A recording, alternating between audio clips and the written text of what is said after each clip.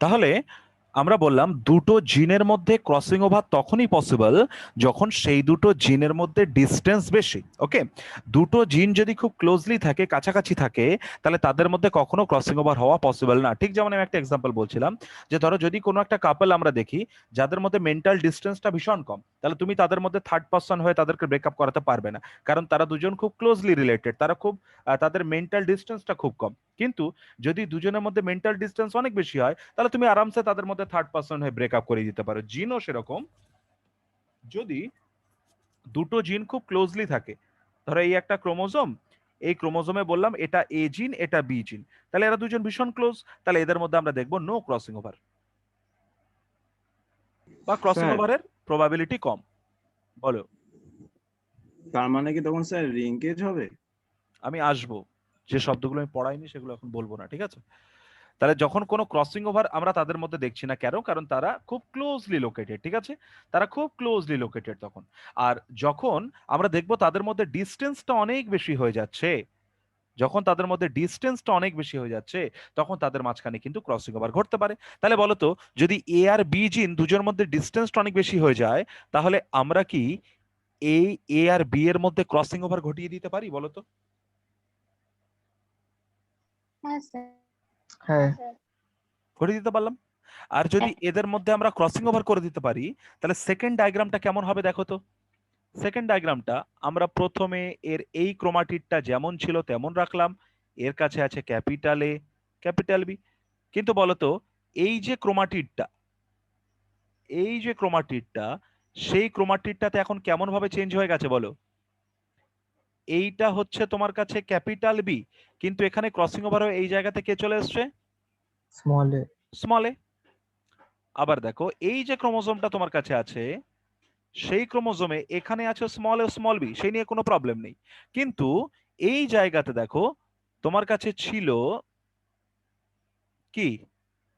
Small B, small B আছে, কিন্তু এই জায়গাতে ক্রসিং ওভার হয়ে কাকে ক্যাপিটালে নিয়ে হবে, ফেলেছে? ক্যাপিটালে নিয়ে ফেলেছে। তাহলে ক্যাপিটালে। বলো, এখানে ক্রসিং ওভার হয়ে এই যে ডায়াগ্রাম 2 তৈরি হলো, এই ডায়াগ্রাম 2টা কি সবার ক্লিয়ার হয়েছে?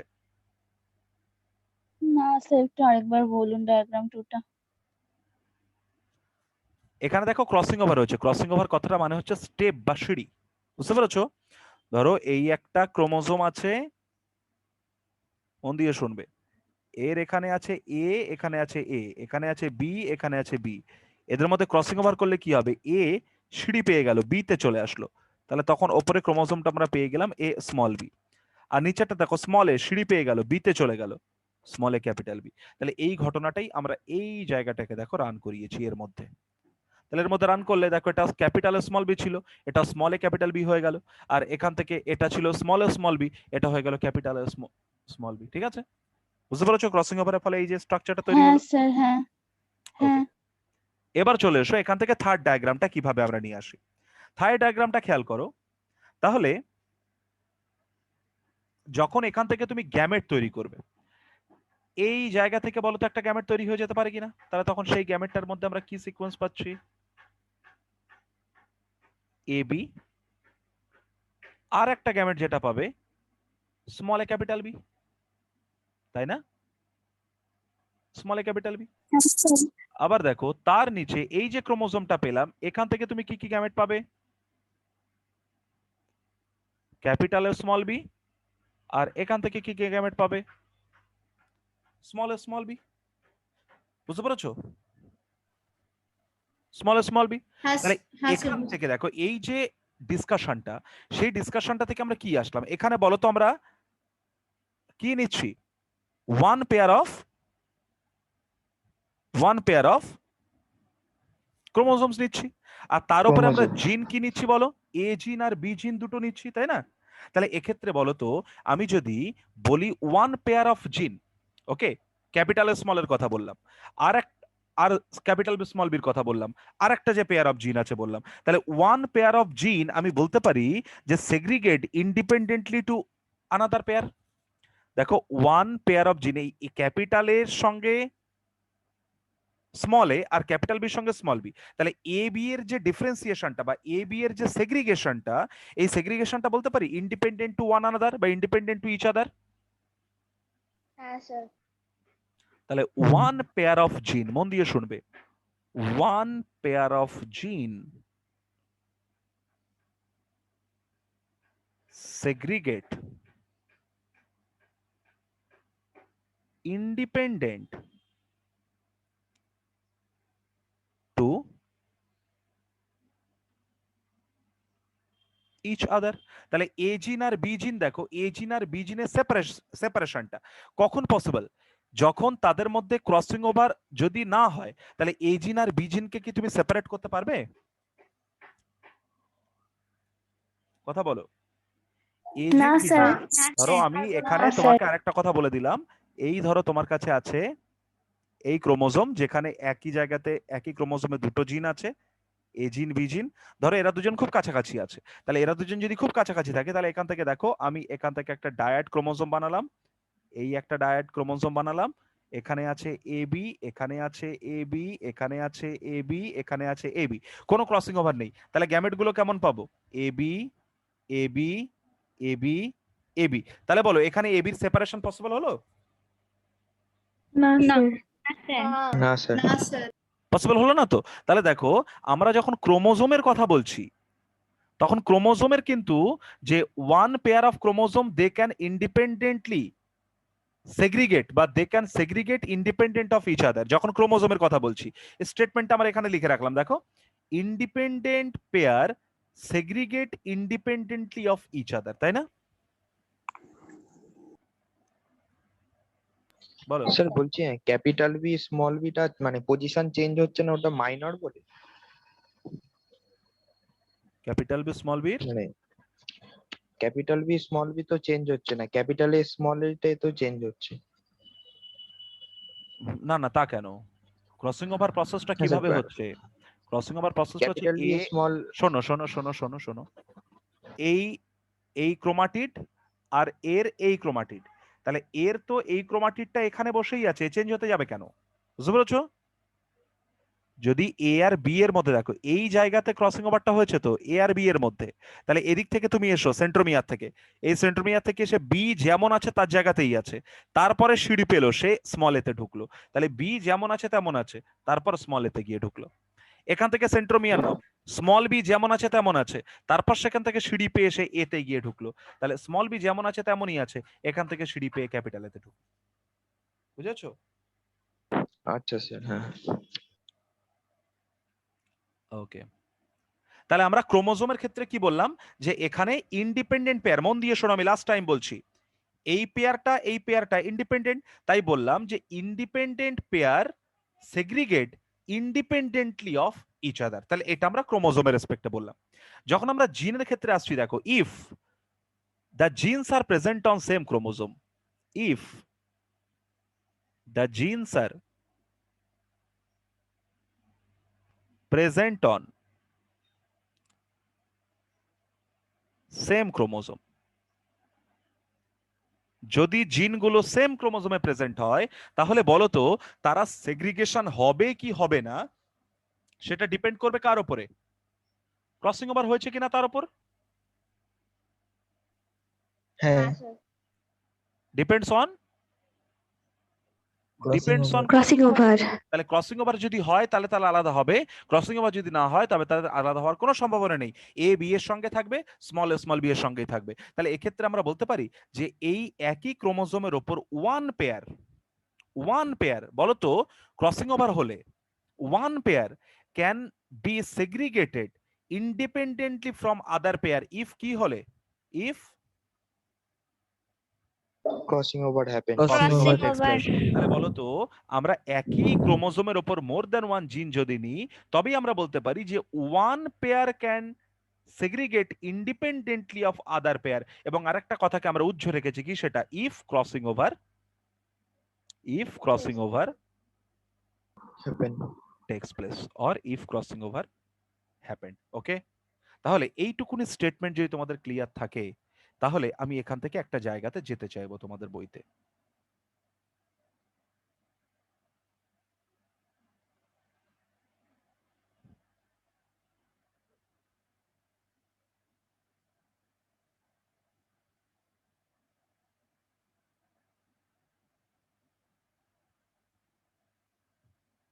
এগুলো সব লাইন ধরে ধরে পড়বে, দেখবে কোনো প্রবলেম হওয়ার কথা নয়, ঠিক আছে?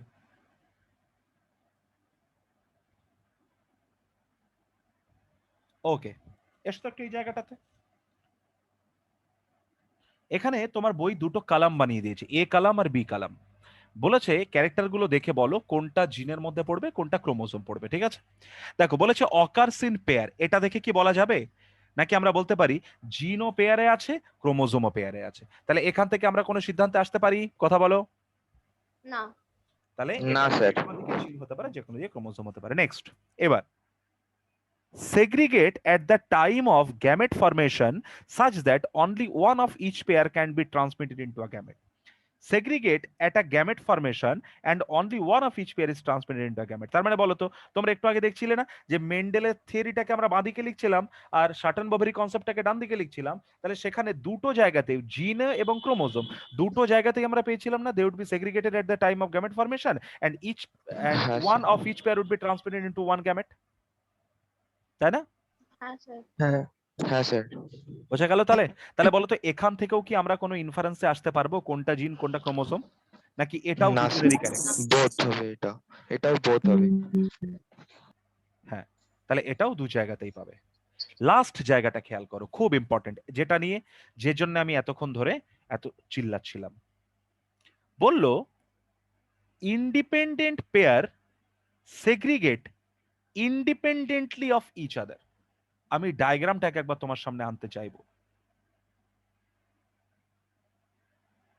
দেখো তো এই জায়গাটা, independent pair can be segregated independently of each other. তাহলে বলো তো এটা ক্রোমোজোমকে এক্সপ্রেস করছে কিনা? হ্যাঁ, স্যার, এটা ক্রোমোজোম।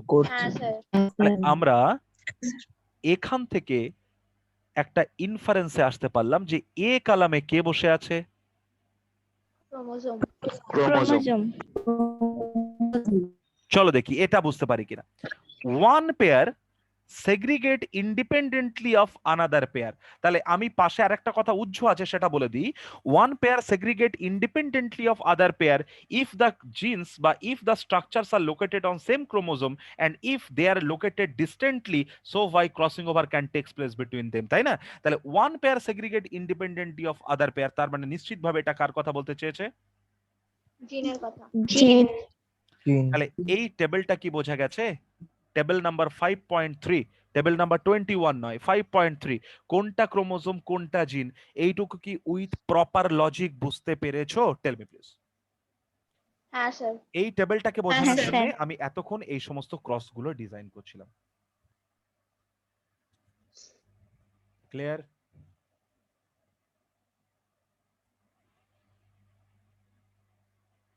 গ্রেট, হ্যাঁ স্যার। Great, great. চলো একটু বই পড়ি। দেখো হেডলাইন কি বানিয়েছে? Chromosomal theory of inheritance. মন দিয়ে শুনবে। Mendel published his work on inheritance of character in 1865, but for several reasons it remained unrecognized till 1900. তাহলে 1865 থেকে 1900 পর্যন্ত প্রায় 35 ইয়ার্স পর্যন্ত তার কাজগুলোকে আনরিকগনাইজড রাখা হয়েছিল। কেন? আচ্ছা দেখি কে বলতে পারে মেন্ডেলের সাকসেস পাওয়ার সবথেকে বড় কারণ কি? What is the cause of getting success by Mendel? Mathematical approach. Mathematical approach ছিল। মেন্ডেল তার কাজটা Mathematics. করে সেই কাজের, মন দিয়ে শোনো, অন্যান্য ভুলভাল শব্দ ব্যবহার করবে না, স্ট্যাটিস্টিক্যাল অ্যানালাইসিস করেছিলেন। মেন্ডেল তার কাজের স্ট্যাটিস্টিক্যাল অ্যানালিসিস করতে পেরেছিলেন বলে তিনি সাফল্য পেয়েছেন। ওকে, চলো তাহলে কি কি কারণে তার কাজগুলো আনরিকগনাইজ ছিল একটু দেখে নিই।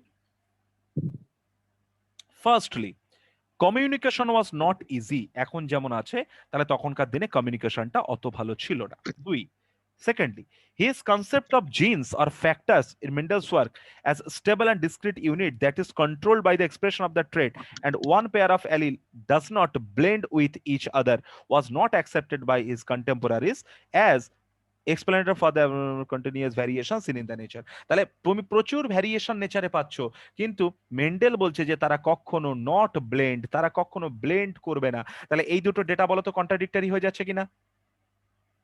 হ্যাঁ স্যার। Very good.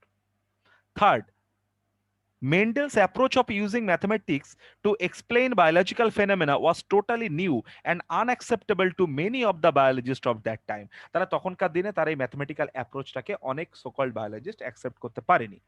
ওকে, আর ফোর্থ আমরা কি বললাম? ফোর্থ হচ্ছে Mendel's work suggested that factors were discrete unit, কিন্তু সে কোনো ফিজিক্যাল প্রুফ দিতে পারেনি। তাহলে ক্লিয়ার? এই চারটে পয়েন্ট আমরা পড়েছি তো, এক্সামে কিন্তু কোয়েশ্চেন এখান থেকে এসছে। ওকে, চলো 1900 এর দিকে এবার কি ঘটনা ঘটলো? Three scientists, De Vries, Correns and Schermak, independently rediscovered Mendel's result on inheritance of characters. তাহলে তারা ইন্ডিপেন্ডেন্টলি বললেন যে না, আলাদা আলাদা ভাবে সবাই বললেন না, ঠিকই মেন্ডেল যা বলেছিলেন একদম ঠিক বলেছিলেন। তাই আমি বলেছিলাম যে 1900 এর দিকে মেন্ডেলের কাজটাকে রিওপেন করেছিলেন তিনজন সায়েন্টিস্ট, কে কে? ডি ভ্রিস, কার্ল কোরেন্স কোরেন and আর Schermak. হচ্ছে De Vries, Sherman। Carl Correns and Schermak. Also, by this time, due to advancement of microscopy that were taking place, scientists were able to carefully observe the cell divisions. তাহলে microscope দিনের পর দিন আরো আরো develop করছে, scientist during cell division ক্রোমোজোমের movement গুলোকে দেখতে পাচ্ছে। This lead to the Discovery of the structures of the nucleus that appear to double and divide just before the cell division. তাহলে যখন মাইক্রোস্কোপ তৈরি হলো, আস্তে আস্তে আমরা নিউক্লিয়াস দেখতে পাচ্ছি, নিউক্লিয়াসটাকে দেখলাম যে যেটা জাস্ট নিউক্লিয়াস সেলটা ডিভিশনের আগে কি হয়ে যায়, ডিভাইড করে যায়। দিস ওয়াজ কল্ড অ্যাজ, নিউক্লিয়াসের মধ্যে আছে একটা স্ট্রাকচার যেটা কালারফুল বডিজ, তাকে আমরা ক্রোমোজোম বলে ডাকলাম, যেটা ডিভাইড করে যায় সেল ডিভিশনের আগে। As they are visualized by staining. আমরা ক্রোমোজোমকে ক্রোমোজোম কেন বলি? কারণ তোমরা জানো ক্রোম মিন্স কালার আর some means body. Stable body. Very good, stable body. তাহলে এমন একটা স্টেবল বডি যেটাকে কালার করা যায়। কি দিয়ে কালার করা যায়? অ্যাসিটোরসিন। অরসিন আর কার্মিন। হ্যাঁ, অ্যাসিটোকার্মিন, এইগুলো দিয়ে আমরা তাকে স্টেইন করতে পারবো, তাকে কালার করতে পারবো। তাহলে ক্রোমোজোম হচ্ছে coloured bodies which can be visualized by staining. কোন স্টেইন? Acetoorcein, acetocarmine. বাই 1902, 1902 এর দিকে chromosome movement during meiosis had been worked out. তাহলে এবার মিওসিসের সময় ক্রোমোজোমের মুভমেন্ট দেখা যাচ্ছে। কে কে চলে আসলেন এবার দেখো? Sutton and Theodore Boveri noted that behaviour of chromosome, concentrate unnecessary আওয়াজ হলে মিউট করে রাখো নিজেকে। Behavior of chromosome was parallel to the behavior of genes and used chromosomal by using chromosomal movement. তাহলে তিনি ক্রোমোজোমাল মুভমেন্ট থেকে বলতো সিদ্ধান্তে এলেন যে ক্রোমোজোমের বিহেভিয়ার এবং জিনের behaviour that was completely parallel. এই কনসেপ্টটাকে আমরা কি বলি? এই কনসেপ্টটাকে আমরা কি বলি? Chromosomal theory of inheritance. inheritance. Very good, chromosomal theory of inheritance. তাহলে তিনি এইভাবে স্যার, মেন্ডেলস লটাকে বলছি, এক্সপেরিমেন্ট করলেন। অ্যাসিটো কি লিখেছেন ওইটা কার্মাইন। কার্মিনের উপরে? এটা orcein, O R C I N, orcein, O R C I N, আর এটা হচ্ছে C A R M I N, carmine. Okay sir.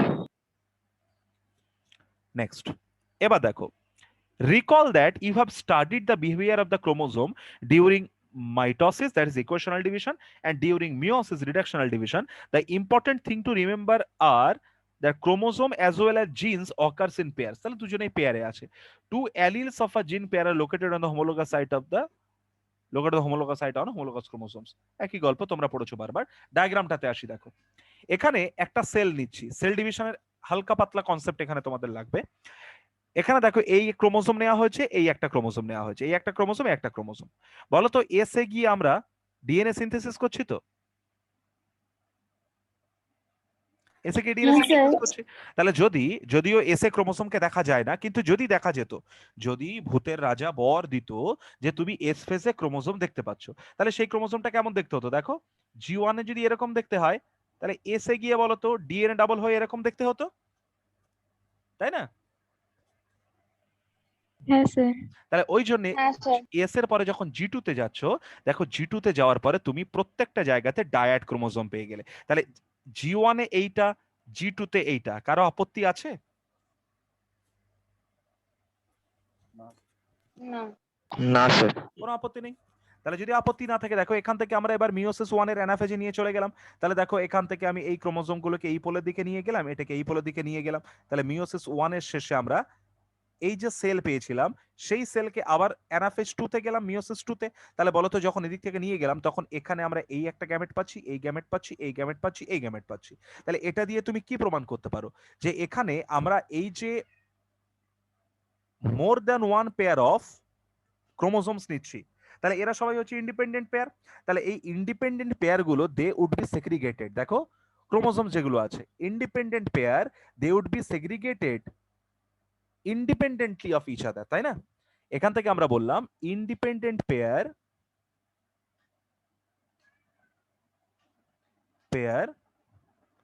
Separated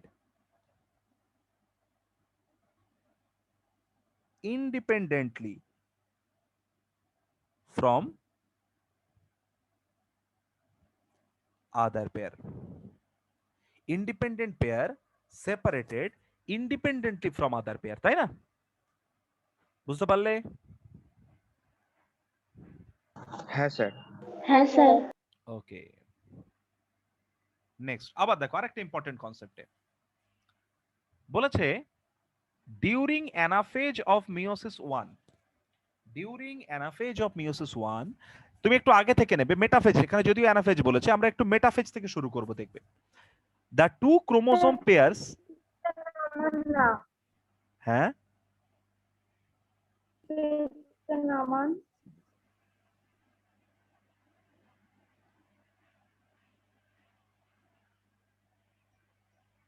বলো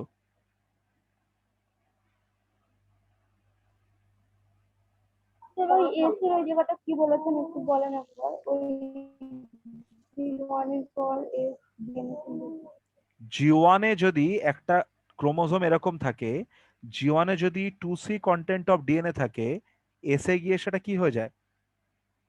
4C কন্টেন্ট অফ ডিএনএ হয়ে যায়। তো হ্যাঁ স্যার। তাহলে 2C যদি এই একটা স্ট্র্যান্ড হয় এখানে, তাহলে 4C মানে বলো তো আরেকটা স্ট্র্যান্ড এখানে তৈরি হয়ে গেছে কিনা? দুটো স্ট্র্যান্ড। তাহলে এখান থেকে যখন G2 তে যাব তখন G2 তে আমরা সেম এরকম স্ট্রাকচার নিয়ে যাব। তো তাই বললাম যদিও G1 এস G2 কে তো আমরা ইন্টারফেস বলি, আর ইন্টারফেসে কি আমরা প্রপার ওয়েতে ক্রোমোজোম দেখতে পাই? না। ইন্টারফেসে আমরা প্রপার ওয়েতে ক্রোমোজোম দেখতে পাই না। তাহলে যদি ক্রোমোজোম দেখতে পাওয়া যেত, তাহলে ক্রোমোজোম দেখতে পাওয়া গেলে সেই ক্রোমোজোমকে এরকম দেখতে হতো। বুঝতে পেরেছো? তাই আমরা এখানে ক্রোমোজোমটা এরকম, আর G2 তে গিয়ে ক্রোমোজোমটাকে তারা এরকম বানিয়ে দিয়েছে। কিভাবে বানিয়েছে বুঝতে পেরেছো? কিসের রেসপেক্টে বানালো? হ্যাঁ স্যার ঠিক আছে। ওকে, নেক্সট এবার দেখো during anaphase of meiosis 1, two chromosome pair can align at the metaphase plate independently of each other. দেখো এত ইম্পর্টেন্ট লাইন ভাবনার বাইরে। এই একটা সেল ধরো মিওসিস 1 হচ্ছে, ক্লাস 11 এ কনসেপ্ট ক্লিয়ার না থাকলে কিভাবে বিপাকে পড়ো এবার একটু একটু করে প্রত্যেক পদে পদে দেখবে। এই হয়ে গেল আমাদের স্পিন্ডল ফাইবার। তাহলে এটা যদি স্পিন্ডল ফাইবার হয়, খেয়াল করো এই স্পিন্ডল ফাইবারের উপর ক্রোমোজোম গুলো কিভাবে এসে বসছিল? একা একা নাকি হোমোলোগাস ক্রোমোজোম গুলো দুজনে একসঙ্গে বসছিল এখানে এসে? দুজনে একসঙ্গে। হোমোলোগাস কেন গুলো বলো তো? দুজনে একসঙ্গে। কেন বলো তো? কারণ কারণ তার একটা আগে কি ক্রোমাটিডের হয়ে গেছে? সাইড উপরে যাবে, একটা সাইড নিচে যাবে। এটা আনসার দিলে মানে তুমি হোমোলোগাস ক্রোমোজোমের কনসেপ্টটাই বোঝো। একটা উপরে একটা নিচে মানে তো সেটা একটাই ক্রোমোজোম। এই একটা উপরে আছে একটা নিচে আছে, এটা একটাই ডায়াড ক্রোমোজোম, তাই না? এটা এরকম থাকবে নাকি এর সঙ্গে তার যে হোমোলোগাস পেয়ারটা আছে সেও এখানে এইভাবে জুড়ে থাকবে? Tell me.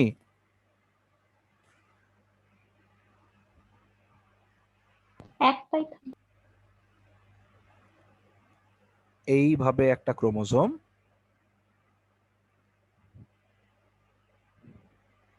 আর এইভাবে আরেকটা ক্রোমোজোম এইভাবে থাকবে তো? Yes or no? এই ডায়াগ্রামটা কার ক্লিয়ার নেই বলো? হ্যাঁ স্যার। কেন? যদি বলো এটা কেন হয়েছে তাহলে তোমাকে যেতে হবে মিওসিস 1 এর, এটা আমরা পড়ছি মেটাফেজ। তাহলে মেটাফেজের আগে কে ছিল? Prophase prophase. প্রোফেজ মানে লেপ্টোটিনি, জাইগোটিনি, প্যাকাইটিনি, ডিপ্লোটিনি, ডাকাইনেসিস। বলো ডায়াকাইনেসিস এই প্যাকাইটিনে কি হয়েছিল? ক্রসিং আরে বাবা, এখানে ক্রসিং ওভার হয়েছিল বলেই তো তারা দুজন এখানে একসঙ্গে আটকেছে হোমোলোগাস ক্রোমোজোম গুলো, বুঝতে পেরেছো? মাইটোসিসে কি হ্যাঁ কোনো স্যার ক্রসিং ওভার ছিল? মাইটোসিসে কোনো ক্রসিং ওভার না ছিল না। না আর স্যার। মাইটোসিসে যদি কোনো ক্রসিং ওভার না থাকে, তাহলে তুমি মাইটোসিসে ওই জন্য এরকম একা একা দেখেছো ক্রোমোজোম গুলো বসে আছে। আর মিওসিস তো ক্রসিং ওভার হয়েছে, তাহলে ক্রসিং ওভার হয়ে যাওয়া হোমোলোগাস ক্রোমোজোম গুলো তাহলে একসঙ্গে এইভাবে বসে আছে। আমি কি বোঝাতে পারলাম? হ্যাঁ স্যার। ক্লিয়ার করে বলো বুঝতে পেরেছো কিনা। হ্যাঁ স্যার। ওকে, এবার খেয়াল করো, হ্যাঁ স্যার ধরো এখানে রেডটাতে আছে ক্যাপিটাল এ, এইটাতে আছে স্মল এ। ওপরে ধরো এই পার্পলটাতে আছে ক্যাপিটাল বি, আর ব্ল্যাকটাতে আছে স্মল বি। তাহলে যদি এখানে ক্রোমোসোম গুলো এইভাবে বসে, তাহলে বলতো একটা গ্যামেট ওপরের দিকে গিয়ে ক্যাপিটালে ক্যাপিটাল বি তৈরি করবে, আর একটা গ্যামেট নিচের দিকে এসে স্মল বি তৈরি করবে, তাই না? হ্যাঁ। হ্যাঁ কিন্তু কিন্তু তোমাকে কে দিব্যি দিয়েছে তাকে এইভাবেই আটকাতে হবে? সে বলল আমি এইভাবে আটকাবো না। আমি বললাম কিভাবে আটকাবে? সে বলল আমি ক্রোমোসোম গুলোকে দেখো এইভাবে অ্যালাইন করব। কিভাবে? বলল আমি রেড ক্রোমোসোম যেটা ছিল, এই রেড ক্রোমোসোমটাকে আমি রাখবো নিচে, আর এই যেটা মনে হয় গ্রিন কালার আছে, তাই না? গ্রিন কালার, আর গ্রিন কালারের ক্রোমোসোমটাকে আমি রাখবো ওপরে, আর এখানে এটা যেমন ছিল আমি তাকে তেমনই রাখবো। তাহলে চলো এই পার্পলটাকে, স্মল এ ক্যাপিটাল বি হ্যাঁ শোনো শোনো, আগে আগে এগোতে হবে না, আগে আগে এগোবে না, সাথে সাথে এগোবে, হ্যাঁ, তবেই প্রপারলি বোঝা হবে। সাথে সাথে চলো। এবার দেখো, আর এটা যেমন ছিল এটাকে তেমন রাখলাম। তাহলে বলো তো, তোমার কাছে এটা হয়ে গেল স্মল এ, এটা হয়ে গেল ক্যাপিটাল এ, এটা হয়ে গেল ক্যাপিটাল বি, এটা হয়ে গেল স্মল বি। তাহলে এখান থেকে তুমি দেখো ওপরের দিকে কাকে পাবে? Small A capital B. নিচে দিকে কাকে পেলে? Capital A small B. তাহলে বলো তো এই কোনটা হবে? ক্যাপিটালে ক্যাপিটাল বি, স্মল বি, নাকি ক্যাপিটাল স্মল বি, না ক্যাপিটাল স্মলে ক্যাপিটাল বি? এই টোটালটা ডিপেন্ড করছে বলো তো ক্রোমোজোমের কে কিভাবে অ্যালাইন করেছে, কে কিভাবে সাজানো আছে তার উপর বেস করে। হ্যাঁ স্যার। হ্যাঁ স্যার হ্যাঁ বুঝতে স্যার। পেরেছো? সাংঘাতিক ইম্পর্টেন্ট কনসেপ্ট কিন্তু। তাহলে বলো তো তোমার কাছে যে ডিফারেন্ট ভ্যারাইটি অফ গ্যামেট তৈরি হচ্ছে, এই যে ভ্যারাইটি অফ গ্যামেট, এই গ্যামেটের ভ্যারিয়েশনটা কোন স্টেজে ঠিক হয় সেল ডিভিশনের? মেটাফেজ। Metaphase metaphase 1। মেটাফেজ বলে কোনো শব্দ হয় না, মিওসিসে মেটাফেজ 1 হয়, মেটাফেজ 2 হয়, ঠিক আছে? তাহলে মেটাফেজ 1 এ গ্যামেটের ভ্যারিয়েশন কি হবে সেটা ঠিক হবে। বোঝা গেল? বোঝা গেল? আর গ্যামেটের ভ্যারিয়েশন মানে কি? গ্যামেটের মধ্যে ক্রোমোজোমাল ভ্যারিয়েশন। তাহলে তোমাকে কেউ জানতে চাইলো যে ক্রোমোজোমাল ভ্যারিয়েশন এটা কোথায় ঠিক হয়? ক্রোমোজোমাল ভ্যারিয়েশন ডিটারমাইন হয় কোন স্টেজে? Metaphase metaphase on. Metaphase 1। Metaphase 1। কিন্তু বলতো যদি বলে যে একটা ক্রোমোজোমের মধ্যে জিনের ভ্যারিয়েশন কোন জায়গাতে ঠিক হয়? প্রোফেজের pachytene very good, very good. তাহলে যদি বলে যে জেনেটিক ভ্যারিয়েশন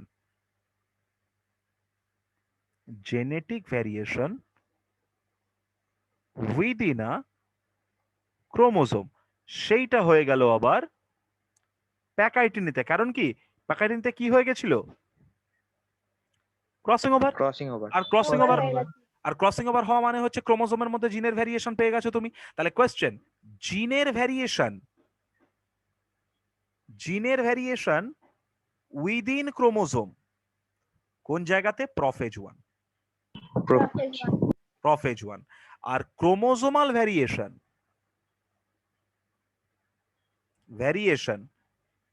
ইন গ্যামেটস, গ্যামেটের মধ্যে ক্রোমোজোম গুলো কিভাবে ভ্যারিয়েশন করেছে? কোথায়? Metaphase 1। Metaphase one. Clear concept? Clear concept? হ্যাঁ স্যার। স্যার এটা আরেকবার বলুন না, একবার মেটাফেজ 1 এর জায়গাটা শুনতে পাইনি তখন। ওয়াইফাই নেট ব্যবহার করো না এমনি ফোনের নেট? ফোনের। ফোনের নেটে কিন্তু বাবু ক্লাস হবে না, এটা আমি সবাইকে বলে দিচ্ছি, কারণ অনলাইন কতদূর চলবে কতদিন চলবে তোমার কোনো আইডিয়া নেই। ফোনের নেটে ক্লাস হবে না, বুঝতে পারছো? এরকম প্রচুর প্রবলেম হবে। আর এমন এমন নেট জায়গাতে প্রবলেম হয়নি স্যার, একটা ফোন এসেছিল তারপর কেমন হয়ে গেছিল, শুনতে পাচ্ছিলাম ঠিক না। আছে, তবু নেটের প্রবলেম হবে, সবাই ওয়াইফাই লাগিয়ে নাও বাড়িতে ঝটপট। চলো এখানে দেখো আমরা বললাম যে যখন মেটাফেজ ওয়ান সেই মেটাফেজ ওয়ানে আমরা কি পাচ্ছি, যে কোন ক্রোমোজোমটা কিভাবে অ্যালাইন করছে তার উপর ডিপেন্ড করে দেখো গ্যামেট কি পাবো সেটা ডিপেন্ড করবে। প্রথম ছবিটাকে খেয়াল করো, ডায়াগ্রাম 1। এক্ষেত্রে যদি ক্রোমোজোমগুলো এইভাবে সাজিয়ে থাকে, তাহলে সেখানে আমরা পেলাম ক্যাপিটাল বি একটা গ্যামেটের মধ্যে, স্মল বি একটা গ্যামেটের মধ্যে। আর যখন তুমি দেখবে যে এটাকে আমরা অন্যভাবে সাজিয়েছি, দেখো এখানে এই গ্রিন কালারটাকে ওপরে আর রেডটাকে নিচে দিয়ে দিয়েছি, সাজাতেই পারে তার ইচ্ছে, তাহলে তখন দেখো এটা স্মল এ ক্যাপিটাল বি হয়ে গেল, ক্যাপিটাল স্মল বি হয়ে গেল। তাই বললাম যে একটা গ্যামেটের মধ্যে ক্রোমোজোমাল ভ্যারিয়েশন ঠিক হয় কোন জায়গাতে, মেটাফেজ 1। আর ক্রসিং ওভার যখন হচ্ছিল, ক্রসিং ওভার মানে কি, একটা ক্রোমোজোমের মধ্যে জিনের ভ্যারিয়েশন হচ্ছে, তাহলে যদি বলে যে genetic variation within a chromosome, সেটা কোথায়, সেটা প্যাকাইটিনি, তার মানে প্রফেজ 1। আর যদি বলে ক্রোমোজোমাল ভ্যারিয়েশন ইন গ্যামেট, সেটা কোথায়, মেটাফেজ 1। বুঝতে পারলাম? হ্যাঁ স্যার। ছবিতে দেখো ঠিক তাই বলা আছে, ভীষণ কনসেপচুয়াল জায়গা। এই জায়গাটা পড়তে জেনেটিক্সের ছেলে মেয়েদের সব থেকে কষ্ট হয়, তাই আমি এখানে বইটা ধরে ধরে পড়িয়ে দেওয়ার চেষ্টা করছি। দেখো এখানে এই একটা ক্রোমোজোম, তার সাথে এই একটা ক্রোমোজোম, এই একটা ক্রোমোজোম, তার সাথে এই একটা ক্রোমোজোম। দেখো এটা মিওসিস 1 এর অ্যানাফেজে আসছে, মানে মেটাফেজে আটকে গেছে। বারবার অ্যানাফেজ কেন বলছি, তার কারণ এই ফাইনাল সেপারেশনটা কোথায় হচ্ছে, অ্যানাফেজে গিয়ে। কিন্তু সেপারেশনটা হওয়ার আগে, সেপারেশনের পরে কি কি হবে সেটা ডিটারমাইন করে দিয়ে গেছে কে, বলো? মেটাফেজ 1 টোটাল গল্পটাকে লিখে দিয়ে গেছে, মেটাফেজ 2 জাস্ট এসে তাদেরকে আলাদা করে দিচ্ছে, বুঝতে পারছো? তাহলে এখান থেকে দেখো মিওসিস 2 এর যখন তুমি অ্যানাফেজ নেবে, তখন এখানে এই ক্রোমোজোমটা এদিকে চলে এলো, আর এই ক্রোমোজোম দুটো এদিকে চলে এলো। তারপর যখন মিওসিস 2 তে গেলে, তখন এরা আবার এর একটা ক্রোমাটিড এদিকে চলে এলো, ওর একটা ক্রোমাটিড এদিকে চলে এলো। তার আলটিমেটলি বলো তো, এখান থেকে আমরা এই একটা গ্যামেট পাচ্ছি, এই একটা গ্যামেট পাচ্ছি, এই একটা গ্যামেট পাচ্ছি, এই একটা গ্যামেট পাচ্ছি। এটা তোমার কাছে একটা অপশন 1 হতে পারে, এটা তোমার কাছে একটা ভ্যারাইটি 1 হতে পারে। হ্যাঁ স্যার আবার বলো তো, কে দিব্যি দিয়েছে যে এই কালারটার সঙ্গে সবুজটাকেই থাকতে হবে, তাই না? কেউ তো বলতেই পারে যে এর এর একটা সেট না পেলেও এর লালই পছন্দ হতে পারে, কারো পছন্দ প্রত্যেকে নিজের ব্যাপার, তাই না? তাহলে দেখো এখান থেকে লালটাকে যদি নিয়ে নেয়, তাহলে এই কম্বিনেশনটা যেই হলো, মিওসিস 2 তে গিয়ে বলো তো গ্যামেটের মধ্যে ক্রোমোজোমাল ভ্যারিয়েশন আগের থেকে সেম পেলাম না আলাদা পেয়েছি এর সঙ্গে ট্যালি করলে? আলাদা স্যার। আলাদা। তাহলে এইটা হচ্ছে আমাদের কাছে ভ্যারিয়েশন 2, এইটা আমাদের কাছে ভ্যারিয়েশন 2। বোঝাতে পারলাম? হ্যাঁ স্যার। তাহলে তাহলে আমাদেরকে কি বলেছে, যে যখন আমরা অ্যানাফেজ অফ মিওসিস 1 দেখবো, মানে আগে মেটাফেজে ঠিক হয়ে গেছে, এবার অ্যানাফেজে তাদেরকে আলাদা করছি। দুটো ক্রোমোজোম পেয়ার এমন ভাবে মেটাফেজ প্লেটে অ্যালাইন করেছিল যে তারা ইন্ডিপেন্ডেন্টলি সেগ্রিগেট করেছে। To understand this, compare the chromosome of 4 different colour, এই যে কথাটা বলেছে সেটা এখানে গুছিয়ে বলে দিয়ে রেখেছে। তাহলে বলো এইটুকু জায়গা কি ক্লিয়ার হচ্ছে সবার? হ্যাঁ স্যার হ্যাঁ স্যার। নেক্সট, যদি এটুকু ক্লিয়ার হয়, দেখো Sutton Boveri argued that pairing and separation of a pair of chromosome would lead to segregation of one pair factor that they carried. তাহলে শার্টন বোভেরি এই জায়গাটা নিয়েই কথা বলছিলেন যে আমরা যখন কোনো একটা ক্রোমোজোমাল সেপারেশন করব, তখন ওই ক্রোমোজোমাল সেপারেশন করা মানে তার উপর যে ফ্যাক্টর গুলো আছে তারাও সেপারেশন হবে। Sutton united the knowledge of chromosomal segregation with Mendelian principle and called as chromosomal theory of inheritance, আমরা পড়লাম। এরপর দেখো আমরা আরেকটা জায়গাতে আসবো, দ্যাট ইজ টি.এইচ মর্গ্যান। মর্গ্যানকে আমরা কি বলেছিলাম? Father of experimental experimental genetics. তাহলে যদি ফাদার অফ এক্সপেরিমেন্টাল জেনেটিক্স হয়, তিনি কি নিয়ে কাজ করলেন? ড্রসোফিলা নিয়ে। কেন ড্রসোফিলা নিয়ে কাজ করলেন? দেখো খুব অল্প সময় তার লাইফ সাইকেলটা কমপ্লিট করতে পারে 2 উইকসে। একবার মিটিং করলে অনেকগুলো ইন্ডিভিজুয়াল তৈরি করতে পারে। মেল আর ফিমেল তুমি তাদের মধ্যে ক্লিয়ার ডিফারেন্সিয়েশন পাবে। এরা সেক্সুয়ালি ডাইমরফিক মানে কি? মেল আর ফিমেলের মধ্যে তুমি ক্লিয়ার ডিফারেন্সিয়েশন পাবে। আর এদের মধ্যে তুমি অনেকগুলো টাইপ অফ হেরিডিটারি ভেরিয়েশনস পাবে। তাহলে কোয়েশ্চেন দেবে যে কেন ড্রসোফিলা নিয়ে কাজ করলেন তিনি, এই 4টে অপশন দিয়ে বললো, 5 নম্বর বললো all of the above. Answer কি হয়ে যাবে? all of them. all of All the of the above. above. All of the above. So next class we will start from linkage and recombination. ওকে, বলো এইটুকু জায়গা আশা করি প্রত্যেকে বুঝতে পেরেছো।